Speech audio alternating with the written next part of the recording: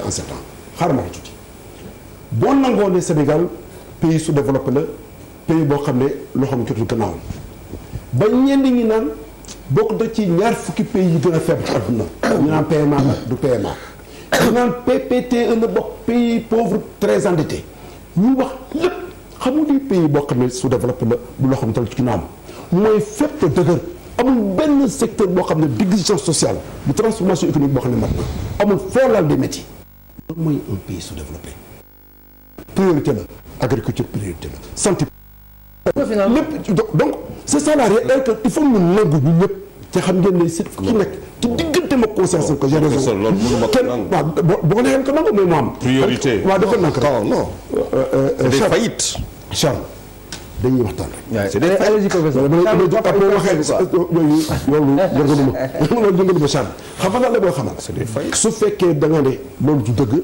sénégalais lay seran nga déglu dama ne Sénégal pays bu tutoon loo xam ne tutul ginnaawam la pays sous-développé ñoo ngi définir sous-développement pays boo xam ne fenn matu loolu su fekkee mooy fayit kon ñëpp fayit da xam nga la moo am wax ci fan la am na lu nu mën a def gën cee avancé bu baax a baax fii ak prochaines années dañ naan tey jii Macky Sall njàngale mi fan nga ci toll ak lan nga war a yokk loo fi fekk ak lan nga fi war a yokk non je suis désolé professeur c'est très long lan la d'accord professeur nga pour une minute terminologie qu'on nous a donné on nous a dit c'est quoi loolu d'accord et pour une minute quand même que les autres mais d'accord ci li ngay wax wax ñu loolu d'accord tu ne peux pas rien dire moi je veux bien écouter loolu d'accord de parler c'est pas gentil moi j'ai rien dit mais professeur conseiller politique ma lay bàyyi mais professeur mais man bëgguma woon wax di nga ma bàyyi wax professeur mais professeur 700 kilomètres de littoral 3 fleuves une population jeune Sénégal lan mooy problème du par exemple du aménagement man maa ngi dëkk Wakam souffle demal Parcelles souffle foo dem Parcelles mënuñu def ay pavé mais comment on peut le faire c'est très facile rien que de la terre on parle mais dem dëkk bu nekk tous les pays mais boo demee Europe tey ñu ngi teggi goudron bi pour defar pavé c'est pas qu'il y a un problème de goudron c'est pour créer de l'emploi du dëgg donc on a de quoi créer quand le tubaab vient me dire que je suis sous-développé ma am or am fële lu mu tudd marbre am géej am forêt dindi felo am loolu yëpp am Casamance am loolu yëpp je suis d'accord on aura un pont sur la Casamance enfin pour permettre aux produits du sud de venir ici d'accéder au port et de partir quand le zircon passe de Diodo xaw ma du ñu koy waxee foofu jaar fii waaw ñooñu amuñu sax lu ñuy nekkee ñu dem feneen tam di wax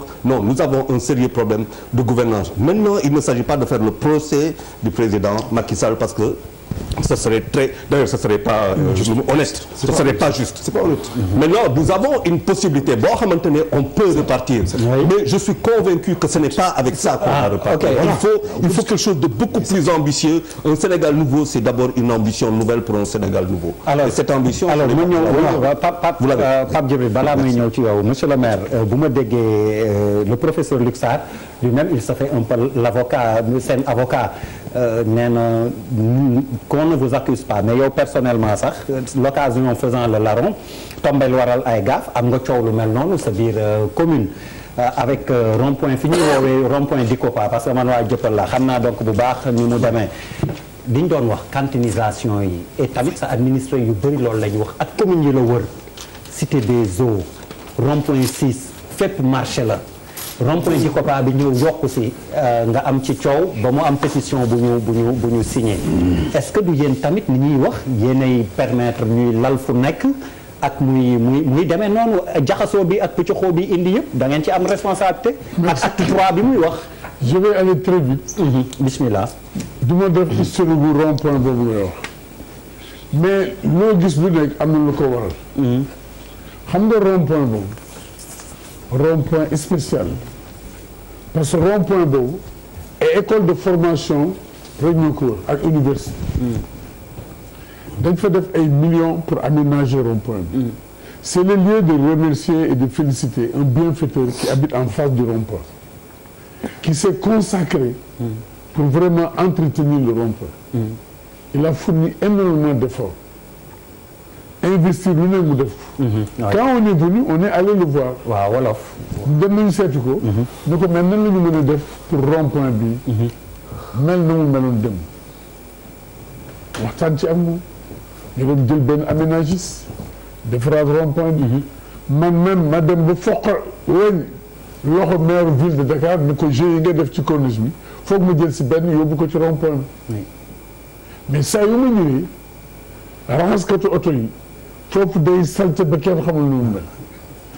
jeu d'enfant bañ fa defoon ñu damm ko sax foofu y avait plus de sécurité. investissement yi ñu fa def yëpp mu naat saay. mais ñun ni comme que tu as mel la nature a horreur du vide. tant que amuñu kenn koo xam mu ngi fa nekk occupé ko du ñu am solution. comme ça am benn waay bu am benn école de formation ci building boobu ñëw seet si ñu man gis naa ni fi ay étudiants rek fi nekk. à midi aux heures de repas dañuy dem sori bala ñuy dellu soit day yàgg. amoon naa benn projet pour aménager rond-point bi mais toujours mu nekk espace public. ñu waxtaan ak moom ñu ubbi ko jox ñu sa plan mu jox ñu plan ñu autoriser ko mu def ko mais bu ma déggee coow li man damay faral di wax ci nit ñi man géej laa weer a mu jëkk man. géej laa weer a mu jëkk. je fuis pas le débat. man leen mais coow li muy dégg lan la ñu wax ma man leen mais da ngeen am problème bu ngeen amee problème ñoo leen rencontré maire bi wax lan mooy seen problème ñu def réunion ñëw bi ñu ñëwee am na ñu fa nekkoon feuille de présence personnalité ak ay kilifa yu dëkk ci zone boobu. ñu waxtaan ba jàpp ni waxtu jarul muy sori sax feuille de présence baa ngi mën naa la ko wax. ñu waxtaan ba jubóo ci kaddu ni comme que ñoom bëgguñu loolu ñu fa def parce que dafa c'est controversé. autant am na ñu naan bëgguñu ko am na autant ñu naan bàyyi leen ba ñu àggale bàyyi leen déedéet comme que nit ñi bëgguñu ko am na ñu ko bëggul la fa nekk nañ ko dindi mais wax ci jeex na. mieux même ma ni leen damay bañ yem ci wax ji. ngeen defe ni aw ma mbébétu dund ko. nañu taxawal benn cadre boo nga xam ni moom mooy assurer le suivi. oui. ba ñu proposer cadre. parce que xam naa fu ñu jëm mais immédiatement ña fa occupé woon rond-point bi. ma jox leen sommation. ni leen dans 2 semaines. la ngeen fa defee ñun dañu ko dindi. donc le problème est réglé. donc le problème est réglé et dans le contrat c'est écrit ici. Hein? Présente autorisation vous est délivrée à titre précaire et elle peut faire l'objet à tout moment d'un retrait immédiat et de plein droit par simple sommation. En cas de manquement aux règles de sécurité, de non-respect du périmètre autorisé, de changement de destination ou de nécessité d'ordre public laissé à l'appréciation de nos services. Donc l'autorisation était précaire quoi. Et révocable à tout moment. Oui. léegi bi may avant may ñëw sax jaar naa fa mën leen ne lu coow day jeex.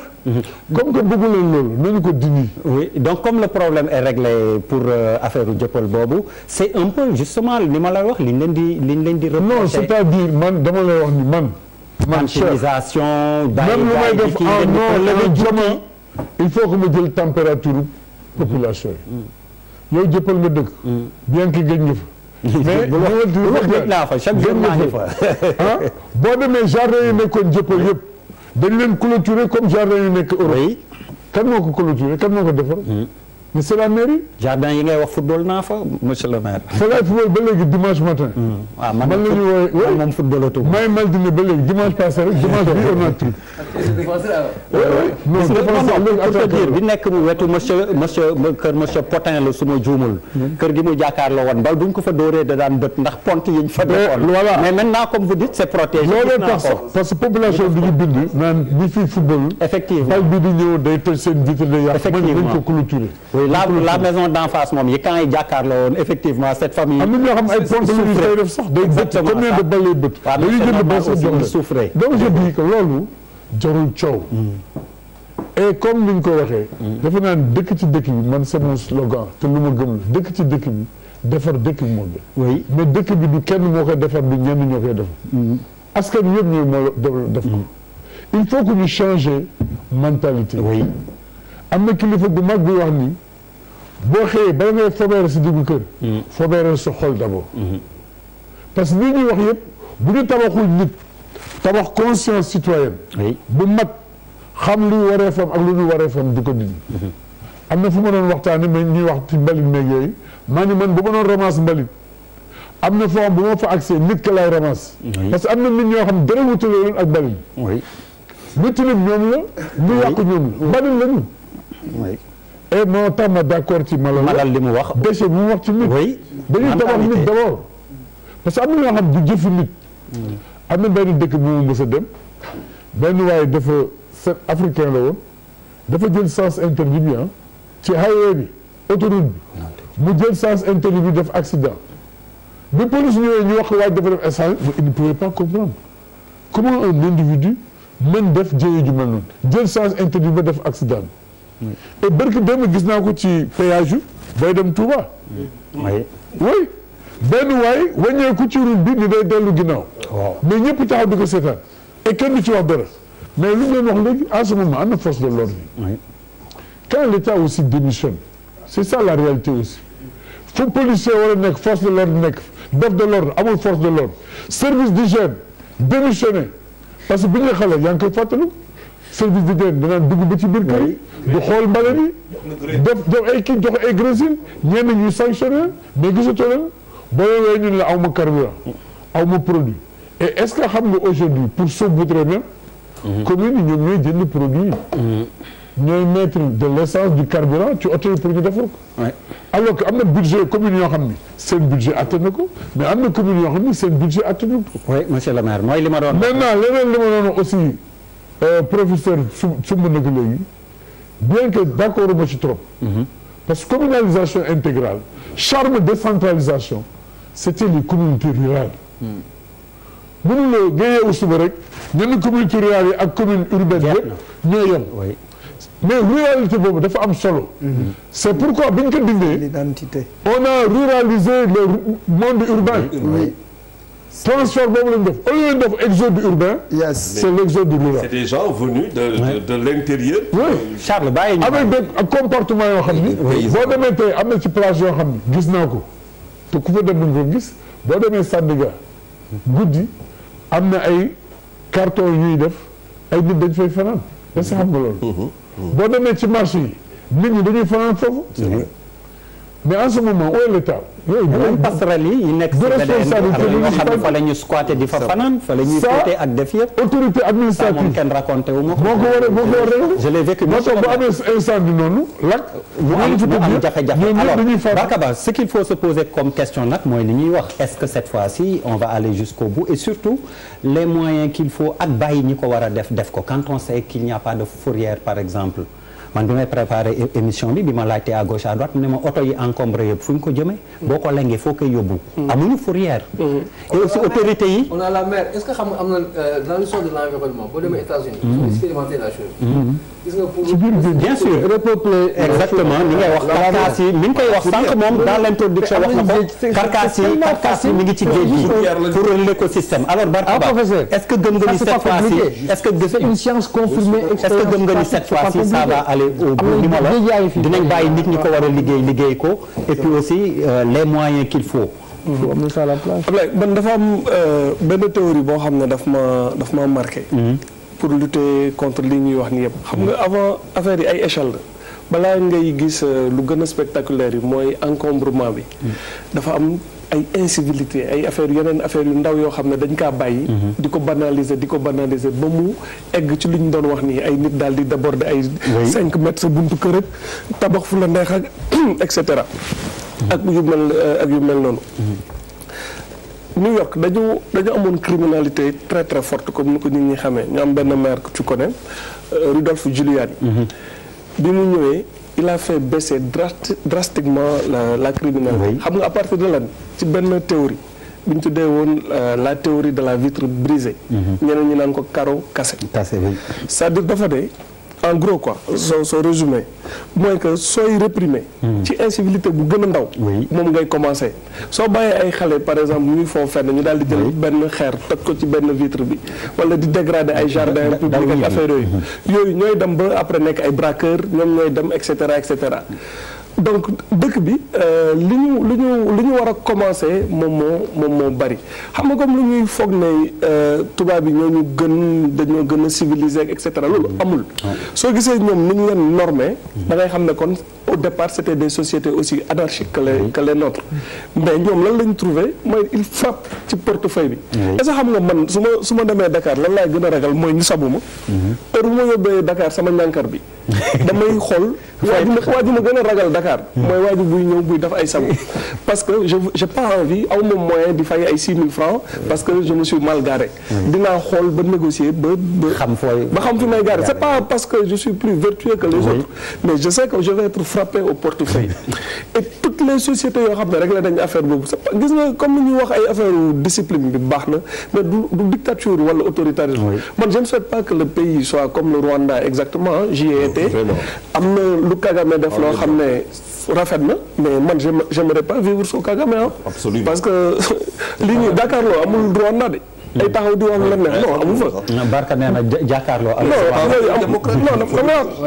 non qu'on dise les choses clairement. moi j'ai fait 15 jours Kagame ànd naa moom ba mu lindi fu mu commencé woon rébellion am dugg naa ba dugg biir bunkëram fu mu doon toog bi mu nekk rebelle donc il a des côtés très très positifs yu mu yóbbu Rwanda mais il y a des côtés extrêmement négatifs.